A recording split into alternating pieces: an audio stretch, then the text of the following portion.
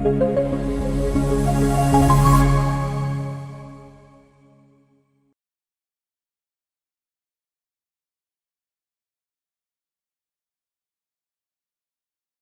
muy buenos días a todos. Espero que hayan podido descansar. Les voy a compartir la clase o las clases que llevamos hasta el día de hoy. Recuerden que ya les he compartido la clase número uno, la clase número 2 y la clase número 3 que se las compartí en la clase de antier. Todas las clases recuerden que las pueden entonces volver a ver, las pueden volver a repasar. Es muy importante volver a continuar con esa parte de conocimiento, sobre todo cuando es un tema relacionado con el trastorno del espectro autista, que requiere mucho lujo de detalle. Entonces, todas las pueden ver nuevamente en la plataforma de YouTube. Como les mencioné, yo les he compartido la uno, la 2 y la 3, y el día de hoy les voy a compartir la clase número 4.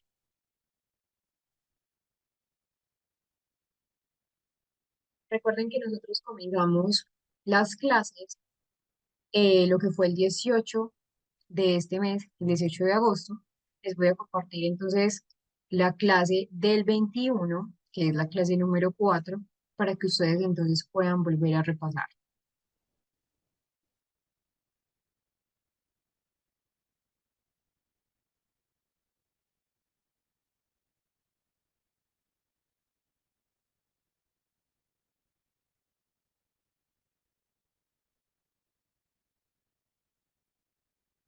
Esta es la clase número 4, esta que les acabo de compartir al, al chat de Zoom. Y hoy vamos a continuar con algo sumamente fundamental y es la parte de, entre comillas, la epidemiología del trastorno del espectro autista. ¿Y por qué les digo que epidemiología entre comillas? Porque como tal el término epidemiología no es un término que se deba utilizar en el trastorno del espectro. Es importante diferenciar lo que es epidemiología para esa parte de las enfermedades, pero a veces las personas lo confunden, pero realmente el término correcto y sobre todo para el término del autismo es prevalencia.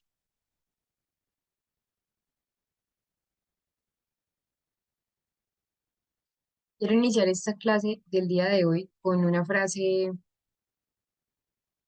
que me gusta bastante. De hecho, es de una de las personas o activistas dentro del espectro de Temple Grandin, que en algún punto yo ya también les había hablado de ella, que fue una persona no verbal, ya todavía vive, fue una persona no verbal, habló solo hasta cuando tenía 4 años.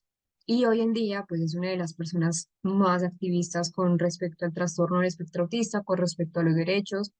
Y acá dice lo siguiente: en la diversidad del autismo encontramos fortalezas que desafían las expectativas y rompen barreras. Temple Grandin.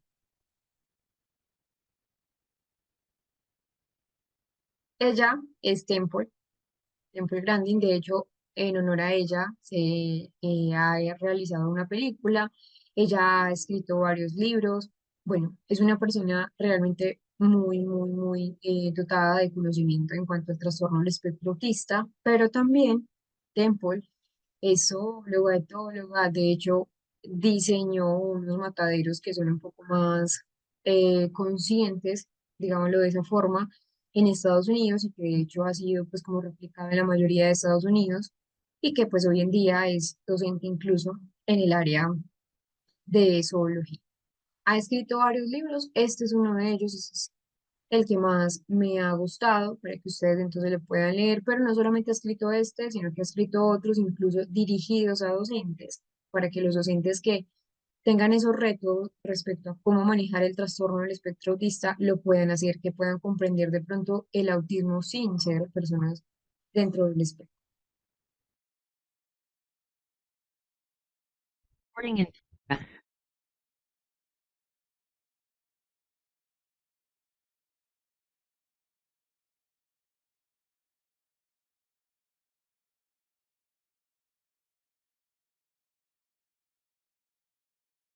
De hecho, como les mencionaba entonces, Temple ha sido diagnosticada con trastorno del espectro autista. Ella, pues, de hecho, fue diagnosticada principalmente con ese autismo infantil, de lo que habíamos hablado, de lo que antes era el autismo que pasó en ese DSM-3, DSM-4, previo pues como al concepto que hoy en día tenemos del espectro. De hecho, fue diagnosticada a los 2 años y medio y durante su infancia, Temple se enfrentó a muchas dificultades sociales, de lenguaje, conductas repetitivas de las que ya vimos en los videos. No sé si notaron también que ella es hipersensible a nivel auditivo y a nivel táctil. Una persona con autismo, creo que eso no se los mencioné, pero una persona con autismo puede ser hipersensible a varios tipos de modalidad sensorial y que de hecho Temple tenía muchas dificultades para relacionarse socialmente. Pero eh, allí creo que está la muestra de Temple, cómo es necesario el apoyo interdisciplinario, cómo también es necesario el apoyo, sobre todo un apoyo familiar, un apoyo educativo. Miren que, por ejemplo, un docente muy comprometido logró acceder a esa parte de la educación formal, a pesar de que pues al principio era una persona completamente no verbal, entonces la idea es no cerrar esas oportunidades a las personas con trastorno del espectro, no cerrar la oportunidad de la educación. Entonces, importante esa perspectiva que nos da Temple Grandin, principalmente porque es una defensora de lo que es la neurodiversidad. Es un término que, aunque no es un término clínico, lo que son las neurodivergencias, neurodiversidades, neurotipicidad, no es un término clínico oficialmente, pero cuando hablamos de trabajar con personas, estamos hablando que necesitamos también sensibilizar esa parte humana. Muchas personas desde lo clínico no, o bueno, o personas del gremio clínico no utilizan el término neurodiversidad o no utilizan el término neurodivergencia. Es un término nuevo relativamente, pero se debe utilizar porque así es como las personas con trastorno del espectro, así es como las personas que están dentro del grupo de algunos trastornos de neurodesarrollo se denominan y es importante entonces también respetar esa forma de nombrarse. Hablamos de la epidemiología y esas bases neurobiológicas del trastorno del espectro autista. Muchas personas, cuando se pronuncia el término autismo, inmediatamente dicen que hay una epidemia de autismo, y lo pongo entre comillas, porque como tal la epidemia de autismo no se explica porque existan más casos naciendo con trastorno del espectro autista. Es decir, no es que haya más casos, sino que hay muchas razones para hoy en día quizás tener el aumento, ese auge, entre comillas, que se nota de casos en el autismo y que de hecho en educación o en la parte también clínica se habla de una especie de oleada o una especie como de lo que les mencionaba, de una epidemia. Entonces, el término epidemia es un término que surge porque eh, sí hubo un aumento significativo de personas que han sido diagnosticadas con trastorno del espectro autista oficialmente y sobre todo hay un auge en las últimas décadas, pero el término epidemia, y nuevamente lo reitero en comillas,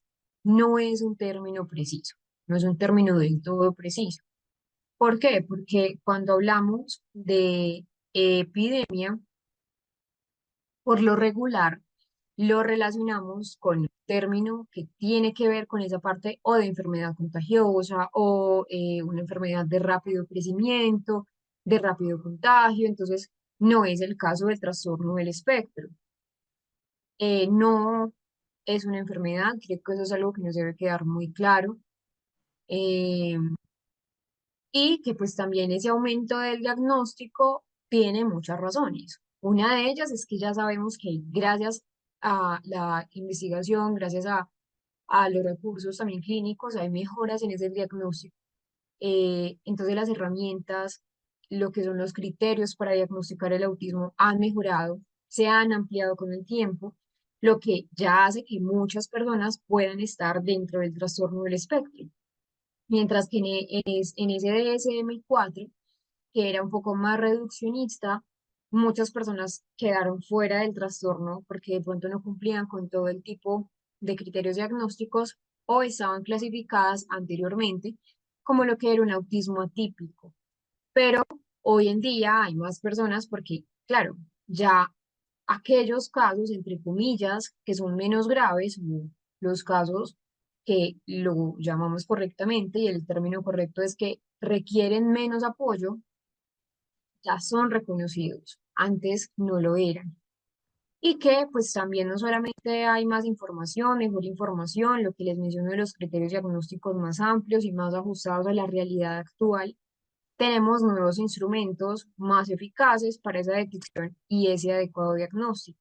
Y también hablamos que el concepto abarca ya una mayor variedad de manifestaciones, desde casos muy severos hasta otros que son completamente sutiles, y afortunadamente hay una reducción de estigmas sociales. Todavía hay que derribar muchos, pero hoy en día pues hay menos etiquetas para el trastorno del espectro, hay menos estigmas, entonces ya lo que son los docentes o lo que son los familiares los buscan activamente, se buscan activamente casos, ya se conocen mucho más signos de alarma para poder entonces saber si esos hitos del neurodesarrollo están siendo cumplidos a tiempo o no, y que ya afortunadamente se detecta antes de los 3 años.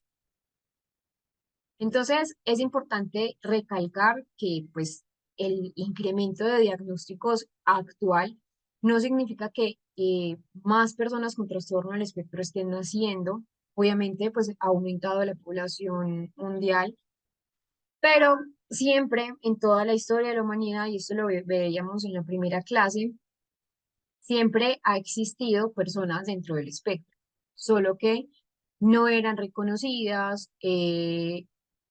o eran recluidas en otra institución de salud mental, o eran confundidas con otro tipo de características clínicas, otro perfil clínico. Entonces, afortunadamente, las investigaciones ya han avanzado.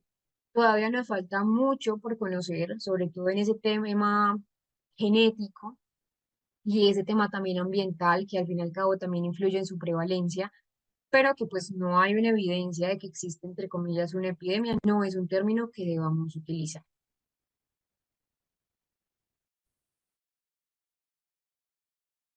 Recording in progress.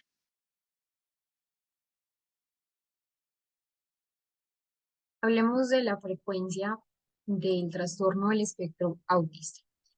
Es difícil dar una cifra exacta, principalmente porque recuerden que hay mucha neurovariabilidad, incluso dentro del mismo espectro, en edades diferentes. No es lo mismo una persona que tenga 3 años y tenga diagnóstico de trastorno del espectro, otra que tenga 12 años, otra que tenga 16, otra que tenga 20.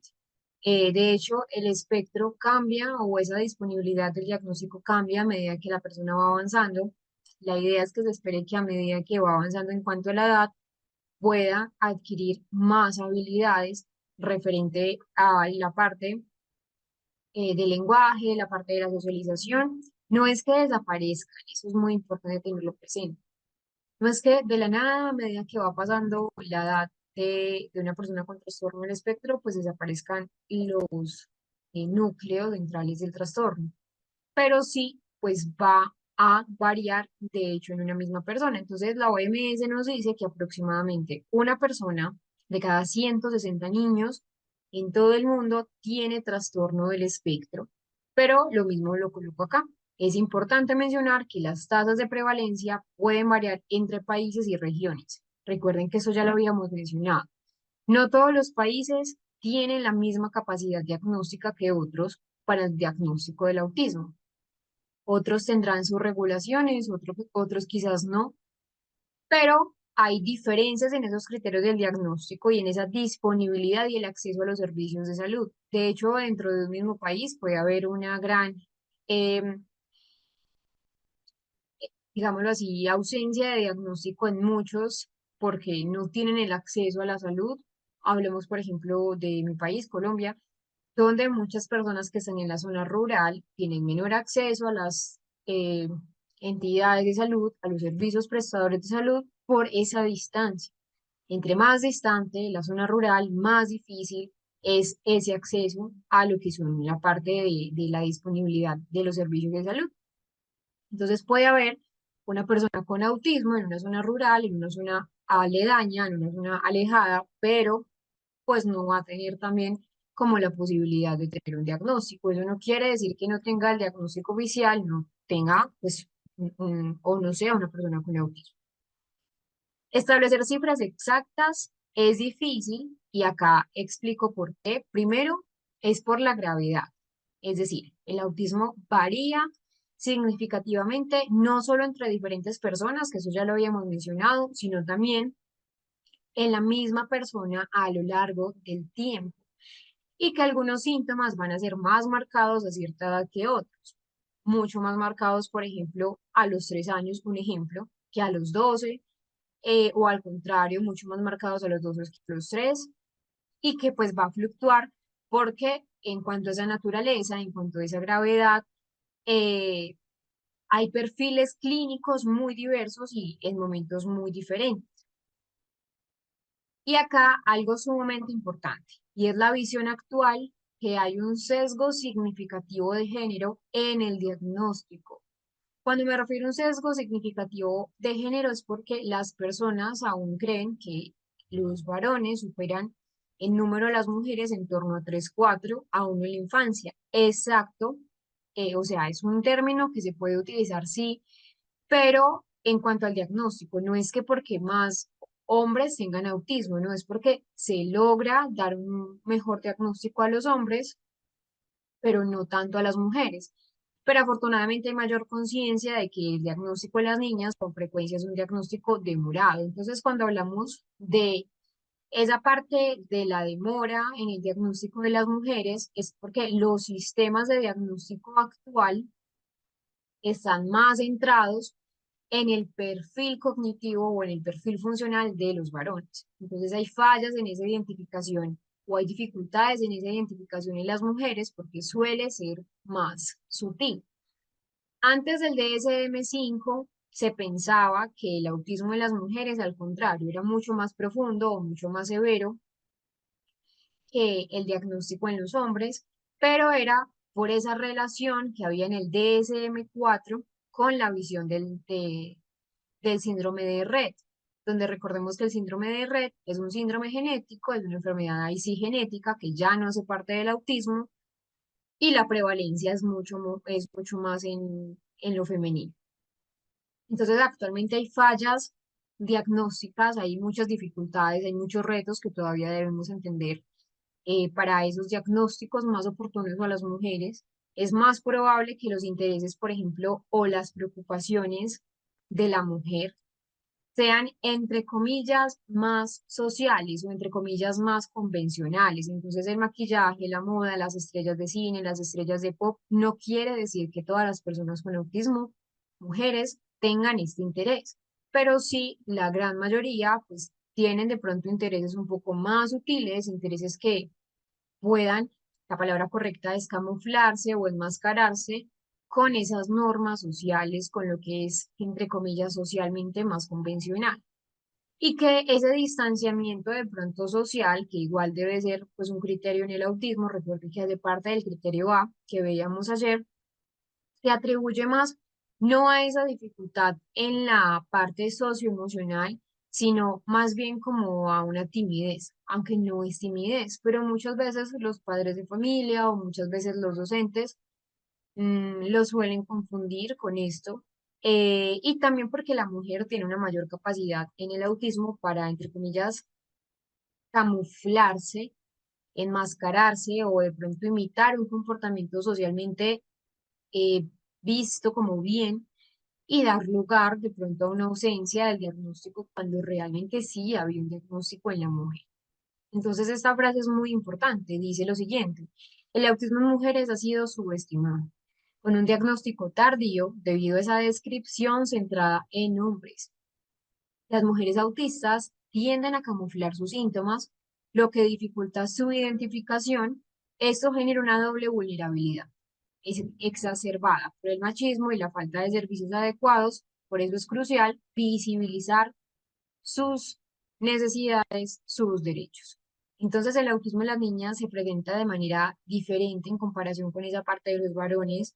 De hecho, las niñas con autismo suelen mostrar mejores habilidades para poder imitar esos comportamientos que son sociales, poder enmascarar, poder camuflar esas dificultades, pero no quiere decir que por el hecho de que lo enmascaren no tengan esos desafíos eh, a nivel de la habilidad social. ¿Pasan desapercibidos? Sí, pero existen, todavía están en ellos. Entonces, por eso les menciono que ha sido subestimado y que también esos intereses son más aceptados, entre comillas. Los niños con autismo quizás tengan intereses menos convencionales, mientras que las niñas en torno a cosas que pueden ser de pronto más las relaciones sociales, los animales, lo que identifica de pronto un diagnóstico erróneo.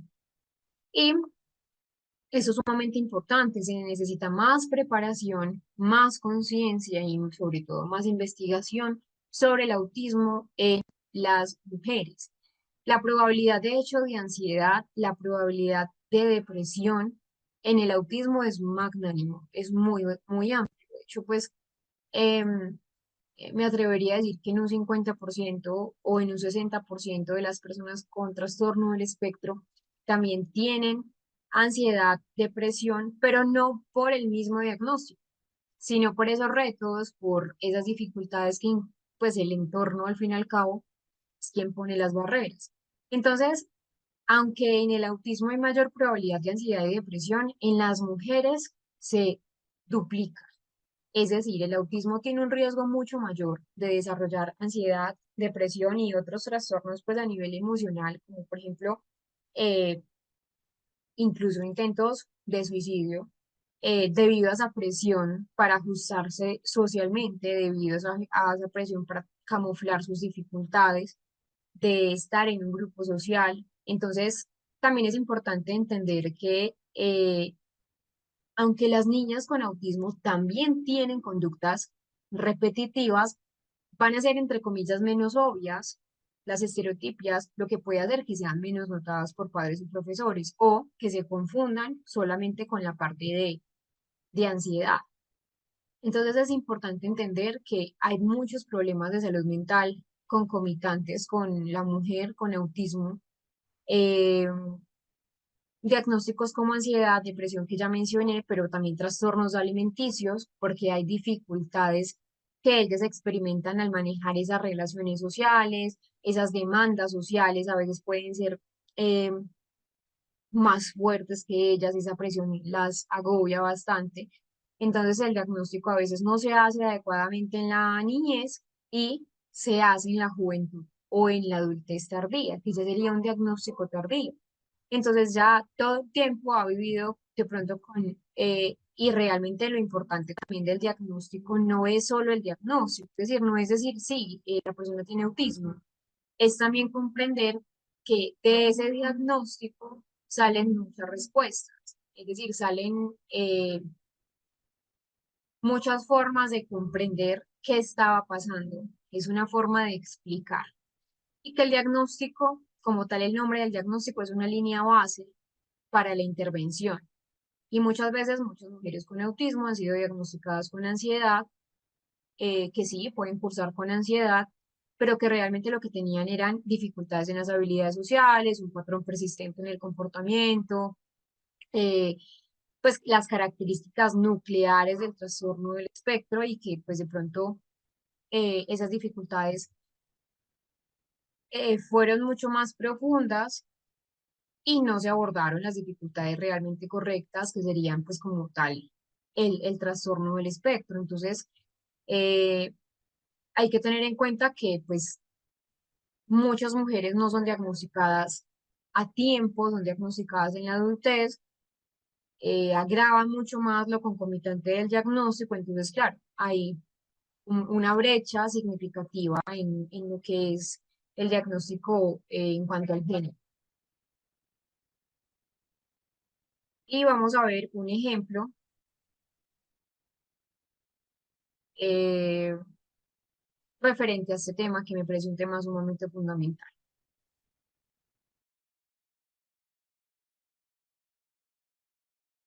Dimensión Doritos, un universo donde el sabor va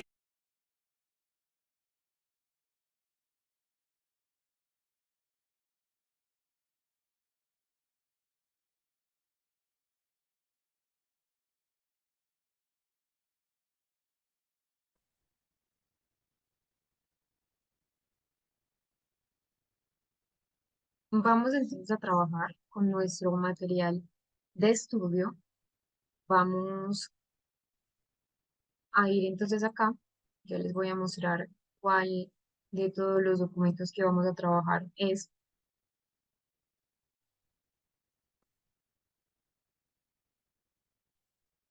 casos clínicos. Vamos a ir acá a trastorno del espectro autista en una mujer adulta. Entonces tenemos lo siguiente. Tenemos a Laura, tenemos 31 años, femenina, soltera. Yo ya les había mencionado un poco ese caso en otro ejemplo. Ella es profesional universitario en diseño gráfico y era diseñadora freelance. ¿Cuál fue el motivo de consulta de Laura? Evaluación por sospecha de trastorno del espectro autista en mujer adulta, derivación por parte de psicoterapeuta tratante ante presencia persistente de patrones de comunicación atípicos, miren esto, dificultades interpersonales crónicas y una marcada fatiga postsocial. La paciente refiere haber sentido ser diferente desde la infancia, manteniendo un funcionamiento social adaptativo, pero altamente costoso. Solicita evaluación formal para confirmar o descartar neurodivergencia. Entonces vamos a leer el caso, vamos a analizar con respecto a lo que ya hemos mencionado de el trastorno del espectro en la mujer autista. Vamos a unos 5 minutos de lectura individual y análisis.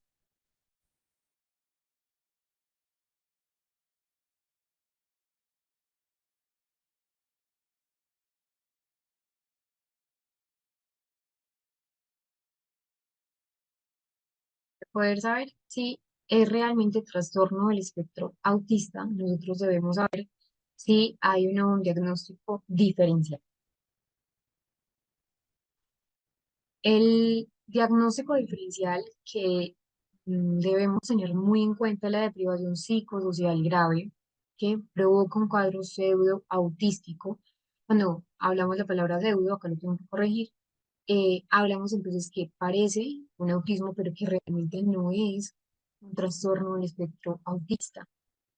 Tiene entonces una reciprocidad social baja, pero los déficits pueden ser reversibles. ¿Por qué se da una deprivación psicosocial grave? Cuando hablamos de deprivación psicosocial grave, comparten eh, características, comparten muchas manifestaciones, esos retrasos en el desarrollo del lenguaje, también como les mencionaba, también pues pueden tener una reciprocidad social baja, una reciprocidad social diferente, dificultades también en esa regulación emocional, pero ambos diagnósticos tienen causas y tienen patrones diferentes y también al fin y al cabo, pues como son diagnósticos diferentes, no se pueden combinar, pues van a tener enfoques de intervención completamente diferentes.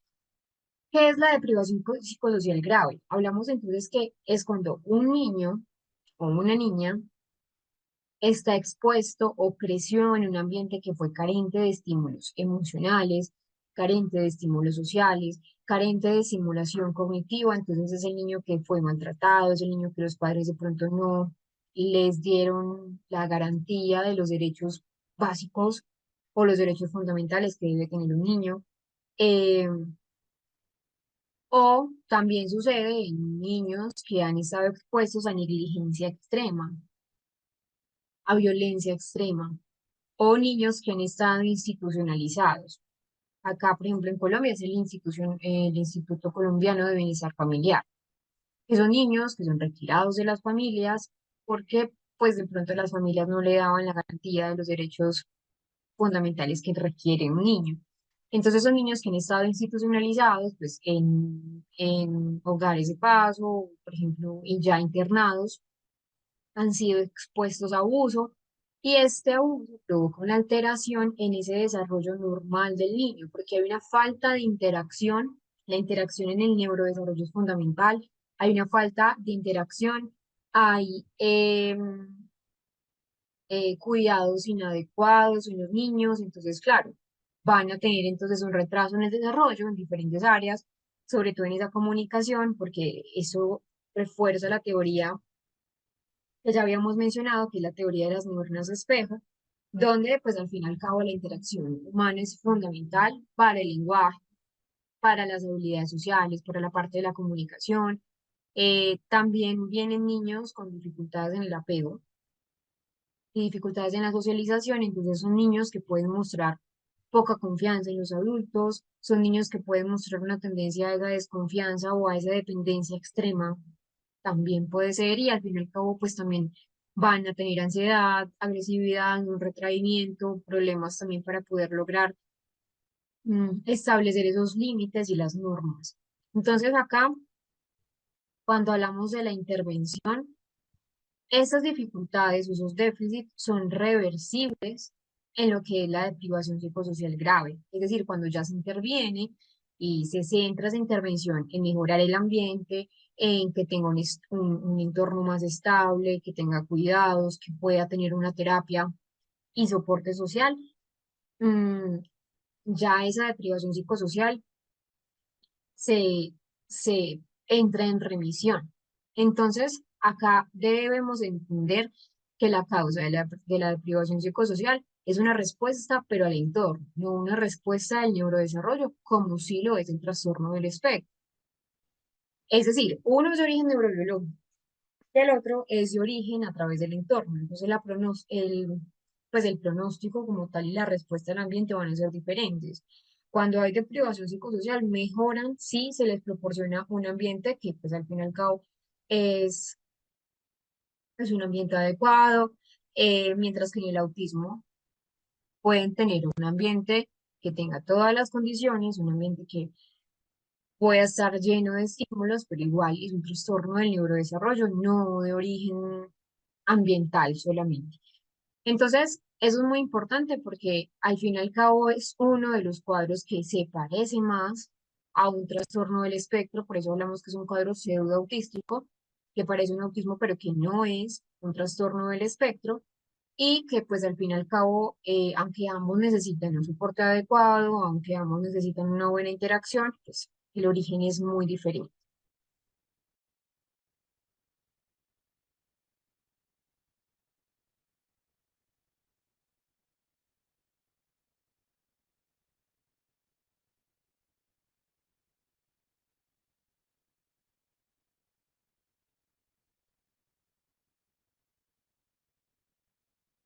Vamos a ir a nuestro receso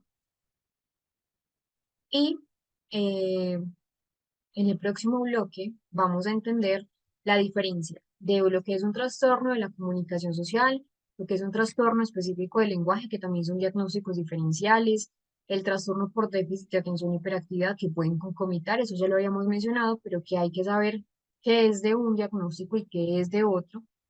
Em, y luego vamos a ver cuáles son esos factores de riesgo y las bases neurogenéticas para el trastorno del espectro autista.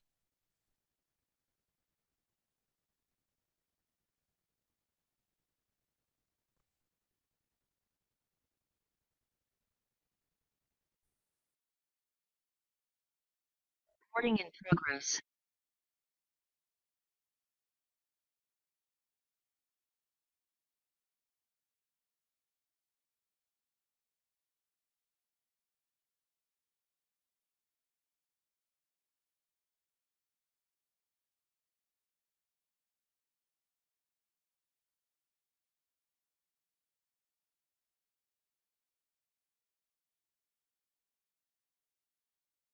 También tenemos otro diagnóstico diferencial, mm, es este del trastorno de la comunicación social, que también es un trastorno pragmático de la comunicación que cursa con dificultades solamente en ese dominio de, eh, de la comunicación. Es decir, es más pragmático. Hay dificultades en ese uso de la comunicación verbal y también no verbal, pero no hay comportamientos e intereses restrictivos ni repetitivos que sí aparecen en el autismo. Entonces, no hay como tal esas características que son las segundas que vimos ayer en el autismo. Otro diagnóstico también es esta parte del trastorno específico del lenguaje, donde solo hay dificultades en la comunicación verbal, pero no en lo no verbal. Eh, trastorno de la coordinación motora, donde los niños tienen un juego normal, tienen un juego simbólico, no hay retraso en el trastorno de esa parte del lenguaje, solamente hay dificultades en lo que se centra en el área motora. Y el trastorno por déficit de atención, hiperactividad, que como les mencionaba, puede complicar las características, van a estar entonces en los problemas de atención, en esa parte de la impulsividad, en la hiperactividad, y hay dificultades en la regulación de ese comportamiento y, y de las emociones como tal.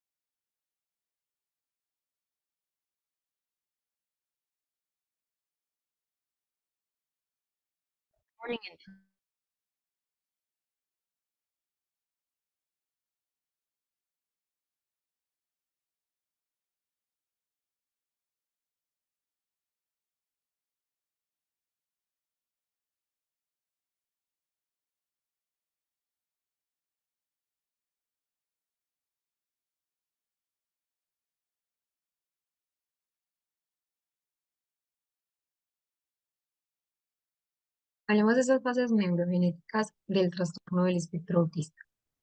Cuando hablamos entonces de cuáles son eh, esas causas o esos factores de riesgo para el trastorno del espectro autista, esto ya lo habíamos mencionado en algún punto en alguna clase, donde mencionábamos que había factores genéticos, había factores ambientales, que había también tener un peso bajo al nacer, lo que es el componente genético, entonces síndrome de Down, síndrome de X frágil, síndrome de Rett, síndrome de Angelman, lo que es la esclerosis tuberosa, tener un padre o una madre que sea de mayor edad gestacional o ya tener hermanos con trastorno dentro de la autismo. Y las bases neurogenéticas las vamos a dividir así.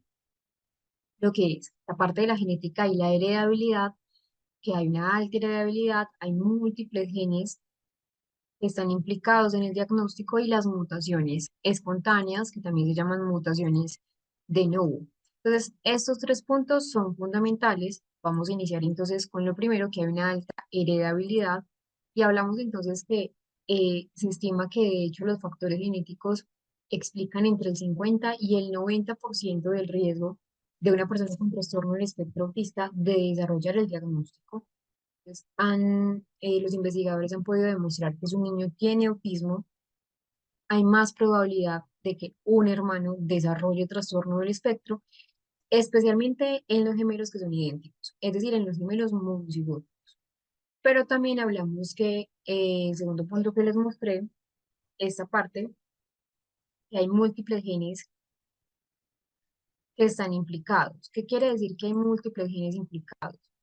Hablamos entonces que de hecho no existe un único gen del autismo, que se cree que el autismo está relacionado con variaciones de múltiples genes, que se han identificado incluso más de 100 genes dentro de esa heredabilidad del trastorno del espectro autista, y esos genes lo que van a hacer es alterar ese neurodesarrollo, alteran la configuración del sistema nervioso central y alteran también la parte de la sinapsis, y influye obviamente en cómo el cerebro puede responder al medio, y que también hay mutaciones espontáneas, es decir, algunas formas del autismo se han podido relacionar con esas mutaciones de novo. Cuando me refiero a mutaciones de novo, son mutaciones que ocurren de manera espontánea en el esperma o en el óvulo de los padres y que no están presentes en la parte genética, es decir, son mutaciones que influyen en ese desarrollo cerebral del feto, pero que como tal no venía dentro de una carga genética. Entonces, cuando hablamos de genética, hay una tendencia familiar del 2% de una familia que ya de pronto tenga un miembro dentro del trastorno, que otro miembro de la familia también lo tenga, y en los gemelos monocigóticos que aumenta esa probabilidad de un 60 a un 80%, que de hecho en la mayoría de los casos cuando son gemelos y hay alguien con autismo, el otro gemelo también Hablamos de la principal causa de discapacidad hereditaria como esa parte cromosomática de algunos cromosomas como el 2, como el 7, como el 15, por ejemplo, que hablábamos del síndrome de Angelman, que van a estar involucrados en un autismo de tipo síndrome. Entonces recuerden, más del 80% del riesgo del autismo tiene una base genética, más de 100 genes relacionados. Entonces no podemos hablar, por ejemplo, como pasa en el síndrome X frágil, que es un gen específico, o en el síndrome de Rett, que es un gen que es el MEC, perdón, que tiene un gen específico en un cromosoma específico. No, acá no. Son 100 genes, más de 100 genes. Entre ellos los que se han podido descubrir en las investigaciones son estos dos, esos tres, perdón, que son genes que afectan esa formación de la sinapsis, y estos dos que están en la regulación del desarrollo cerebral. Igual sabemos que no todo es genético y no todo es ambiental, que hay entonces una combinación de variantes genéticas que interactúan con esa parte ambiental, lo que nosotros podríamos llamar o hablar de la epigenética. Esto ya lo mencionábamos, eso no me voy a detener allí porque ya lo explicamos lo que es el X frágil, que se relaciona con un autismo de tipo sindrómico y que pues también hay un autismo sindrómico relacionado con el síndrome de Prader-Willi, con el síndrome de Angelman, con el síndrome de Rett, con el X frágil. Una pregunta que muchas veces se hacen las personas es, bueno, ¿será que se puede prevenir? La respuesta es no. Como tal, el autismo no se puede prevenir, pero sí se puede detectar temprano y ofrecer intervenciones que sean oportunas, que estén centradas en las dificultades individuales de cada persona, y por eso la idea es que siempre esas intervenciones, eh, la terapia que reciba la persona esté centrada en ese perfil de fortalezas y en ese perfil de debilidades. La terapia, aunque hay terapias grupales, aunque hay tratamientos, que pues el término tratamiento no es un término idóneo para hablar sobre el diagnóstico del trastorno del espectro autista, porque el término tratamiento hace más alusión a enfermedad, hablamos más bien de una intervención de esas dificultades. La idea es que sea individual. Las terapias grupales funcionan, sí, pero no son las únicas que se deben utilizar. Es una intervención individual centrada en la persona y una intervención grupal. Entonces, la idea es mejorar ese desarrollo de la persona con trastorno del espectro y poder que la persona pueda tener o que pueda desarrollar esas habilidades para que pueda pues tener al fin y al cabo pues una buena calidad de vida. Vamos a ver lo que son esas bases neurobiológicas. Ah, bueno, algo importante antes de pasar a este tema. Muchas veces me preguntan, y es un tema muy recurrente, si el autismo se puede detectar antes del nacimiento. No. Recuerden que sí es un trastorno del neurodesarrollo, pero como tal, a diferencia, por ejemplo, de otras condiciones eh, infantiles, como por ejemplo la microcefalia, la hemimegaloencefalia, que son alteraciones estructurales en el autismo, no hay una afectación en la estructura. Entonces, como tal, es un diagnóstico observacional, por eso no se puede detectar previamente a que el niño nazca y que previamente el niño empiece a tener un proceso de neurodesarrollo. Ahora sí, entrando al tema de las bases neurobiológicas, entendemos que el autismo tiene un desarrollo cerebral diferente. Entonces, hay alteraciones en la sinaptogénesis cortical, en cómo esas neuronas, cómo esa parte de la sinapsis hacen su función, hay defectos en la migración neuronal, hay retrasos en esa mielinización, sobre todo de los lóbulos frontales, que son los últimos en que en un ser humano se mielinizan aproximadamente a los 25 o 30 años, ya se está culminando de desarrollar el prefrontal. Hay mayor densidad dendrítica porque hay menor poda neural y hay menos células cerebelosas. Entonces vemos alteraciones en el desarrollo cerebral, pero recuerden que también es importante mencionar los factores de riesgo a nivel ambiental. Cuando me refiero a factores de riesgo ambientales, son esas garantías que el padre, la madre o los docentes puedan brindarle a la persona. Entonces, desde la neurobiología del autismo, siempre vamos a entender que el ambiente es fundamental para que se configure también ese sistema nervioso. De la primera parte de las alteraciones en el desarrollo cerebral, vemos alteraciones en esa conectividad cerebral. Entonces, hay una hiperconectividad local y una hipoconectividad más a larga distancia. Es decir, el cerebro con autismo, el cerebro autista, eh, se va a caracterizar porque hay una conectividad que es diferente, que es atípica al cerebro neurotípico. Entonces, esa hiperconectividad local es porque hay una comunicación que es excesiva entre neuronas que son muy cercanas. Es lo que se llama una sobreconectividad.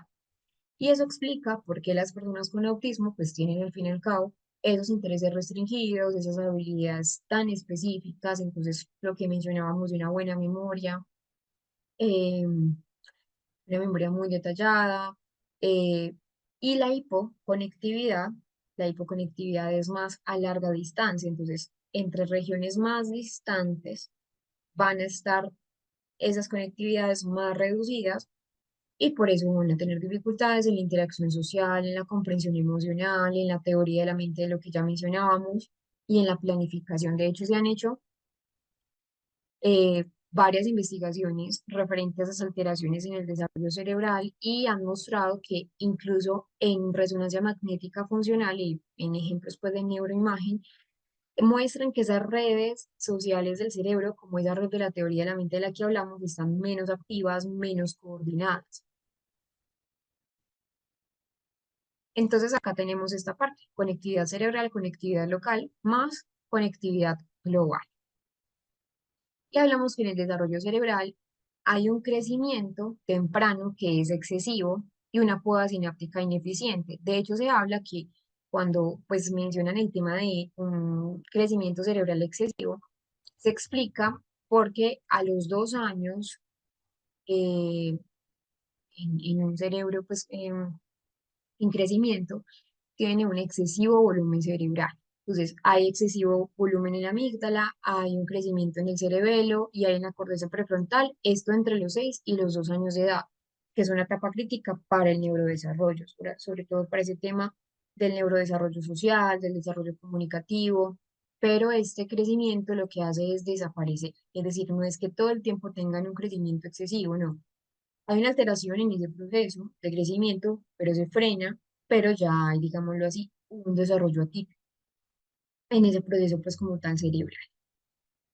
Y en la poda sináptica es que es un proceso donde el cerebro elimina esas conexiones que ya no le funcionan, que no son necesarias, y solo se queda con las que sí son funcionales, las que tienen buena conexión o las que tienen una conexión más fuerte. Y como no hay una buena poda sináptica, como no hay una poda, es como si el cerebro podara esa maleza que tiene, pues al fin y al cabo eso genera una sobrecarga sensorial y una dificultad también para ese filtraje de lo que son los estímulos por esa poda sináptica y que también hay estructuras específicas como alteraciones en la amígdala, alteraciones en el cerebelo, en la corteza prefrontal, sobre todo en la corteza prefrontal, que nosotros ya habíamos hablado de esto en el tema de las teorías explicativas de la corteza prefrontal, que ya sabemos que se relaciona con funciones ejecutivas, planificación, autocontrol, lo que es la toma de decisiones y que se altera obviamente y que hay al fin y al cabo una rigidez cognitiva. La amígdala también, recordemos que la amígdala de los 6 a los 2 años crece, entonces la amígdala tiene una alteración en ese desarrollo, hay un procesamiento emocional y una capacidad para reconocer emociones, esta es una de las funciones de la amígdala, y en el autismo puede ser hiperactiva, lo que se va a relacionar con esa ansiedad social, con esa dificultad para entender las emociones, y en el cerebelo que les mencionaba ahora, el cerebelo tiene una responsabilidad tanto en la coordinación motora, pero en el procesamiento sensorial y en la atención. Y va a estar alterado y va a explicar también esta parte como del funcionamiento. Lo genético, que ya lo hablamos, que hay múltiples variantes en ese desarrollo sináptico y en ese desarrollo del cerebro, que ya lo habíamos mencionado, y otro que son los neurotransmisores, esta parte de acá, donde hay desequilibrios en GABA, glutamato, en la serotonina y en la oxitocina, que sobre todo esos dos tienen que ver con un componente a nivel emocional. En cuanto a los neurotransmisores, el GABA es un neurotransmisor inhibidor. Entonces, cuando hay déficit en, en los niveles eh, GABAérgicos, lo que pasa es que hay una hiperactividad neuronal y hay dificultad entonces para poder inhibir esos estímulos y los comportamientos repetitivos. Porque recuerden, GABA es un inhibidor, nos permite inhibir también. Y glutamato es un excitador. Entonces, cuando hay exceso de niveles de glutamato, pues va a provocar una ansiedad mayor, una sobrecarga a nivel sensorial, y lo que son serotonina y oxitocina, eh, pues van a estar, pues oxitocina y vasopresina, pues que son hormonas con la vinculación social, de hecho. Y la serotonina, cuando hay niveles elevados de serotonina en sangre en personas con autismo, va a afectar el estado de ánimo, el sueño, que una vez mencionamos.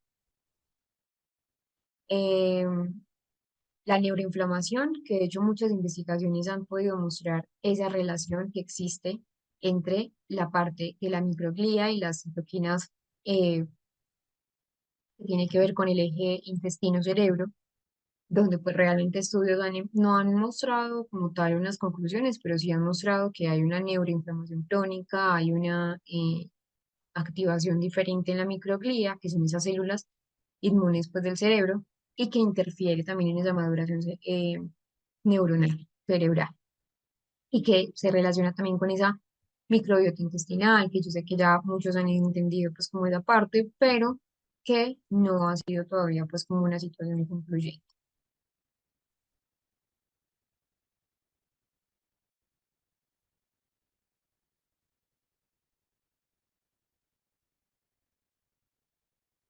Hablamos entonces que hay un exceso de sinapsis, 40.000 sinapsis nuevas por segundo antes de los 2 años, que poco a poco, a medida que el cerebro se va especializando, pues lo que pasa es que esas neuronas se van a ir, pues el cerebro se va especializando, se va a ir mielinizando mucho más y se van eliminando esas conexiones que ya no son funcionales. Es lo que yo les mencionaba como de la poda neural.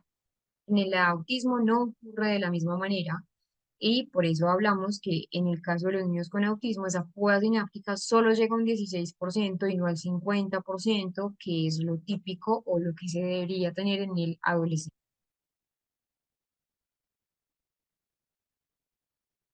También va a explicar esa parte de las dificultades en las neuronas espejo de las que ya hemos hablado. Pero recuerden que hasta el momento no se han identificado marcadores biológicos que sean totalmente confiables, que apenas está en auge esa parte de las investigaciones, todavía falta mucho por entender del trastorno del espectro autista, es uno de los diagnósticos más em, neurovariables, que pues que va a cambiar lo que sabemos hoy del autismo, muy posiblemente dentro de unos años sea algo completamente diferente. Vamos a responder algunas preguntas que ustedes tengan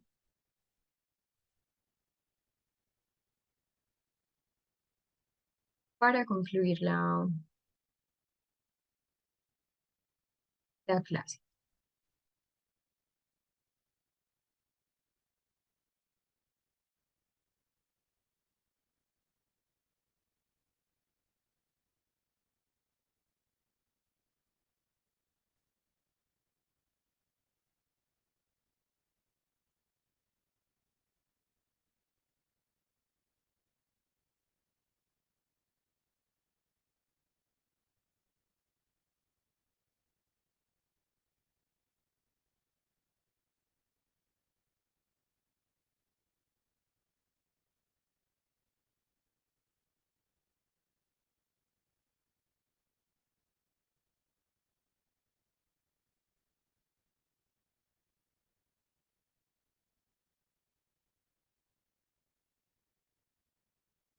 Bueno, Janet Toral Cruz nos pregunta,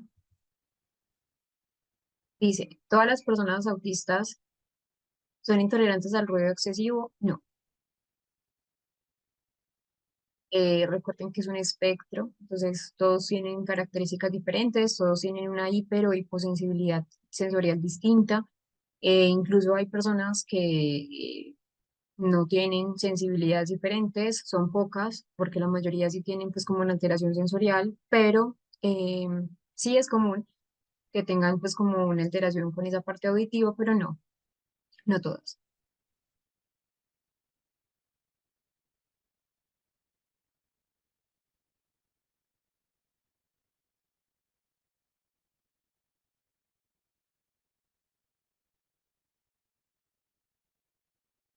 Sí, Joana, los videos son sumamente fundamentales.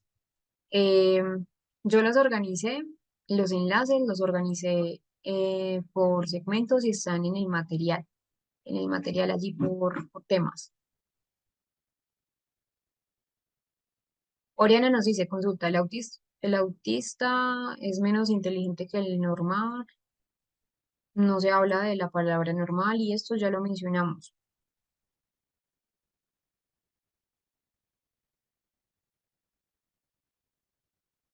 Fabián nos dice, ¿tiene alguna relación el autismo o TDAH con las mentiras patológicas? Eh,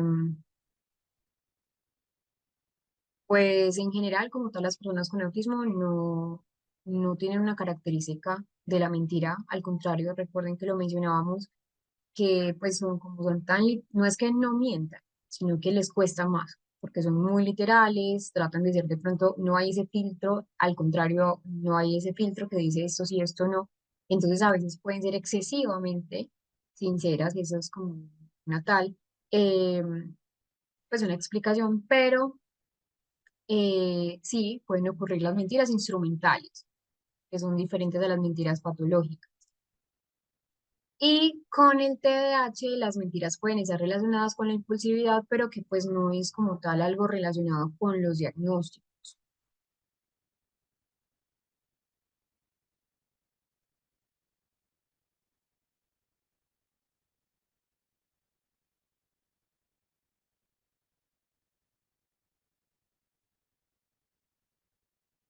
Jennifer, pues si quieres le preguntas a la coordinadora Paula, ella que te puede responder respecto a esto.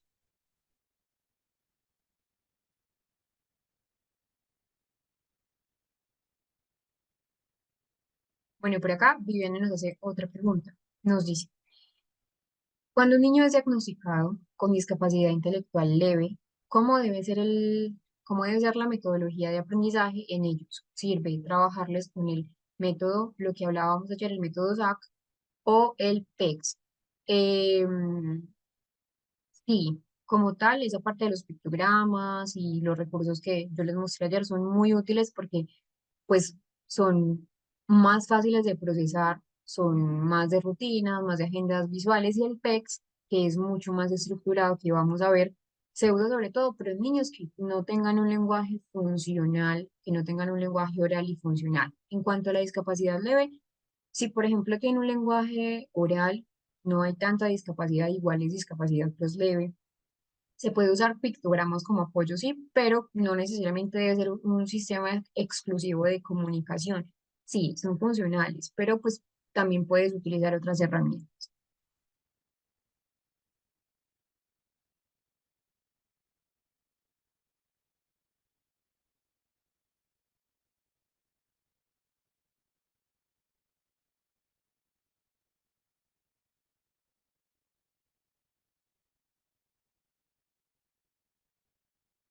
Bueno, por acá vemos lo siguiente. Luna nos hace esta pregunta. El autismo puede desarrollarse en los niños si alguno de los padres es consumidor de sustancias alucinógenas. Eh, No es una consecuencia directa, igual la genética también es importante, pero como tal no aparece directamente porque un padre o una mamá consuma. Obviamente sí hay un mayor riesgo de problemas en el neurodesarrollo, que recordemos esa parte de las 3 etapas de lo postnatal, donde pues si la mamá o el papá consume sustancias durante, y sobre todo la mamá, si consume sustancias durante el embarazo y sobre todo estamos en un momento importante del neurodesarrollo, pues va a haber posiblemente una alteración en esa sinaptogénesis. Pero como tal, la causa del autismo no solo se relaciona con el consumo pues, de sustancias psicoactivas.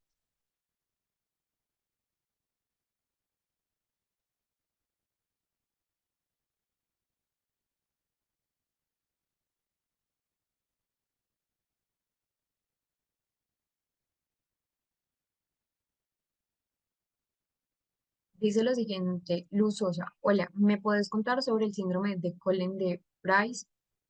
Falta de cromosoma 17, soy de Argentina y en Estados Unidos supieron decirle su síndrome.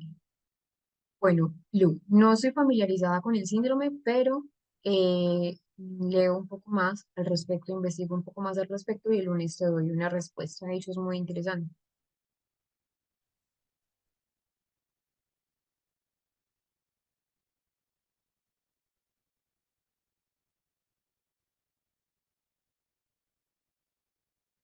Bueno, vamos entonces a dejar acá. Sé que hay preguntas pendientes, pero recuerden que hay muchas preguntas. Eh, y podemos entonces continuar el día lunes. Espero que descansen mucho, que tengan un muy buen fin de semana y nos veremos. Chao.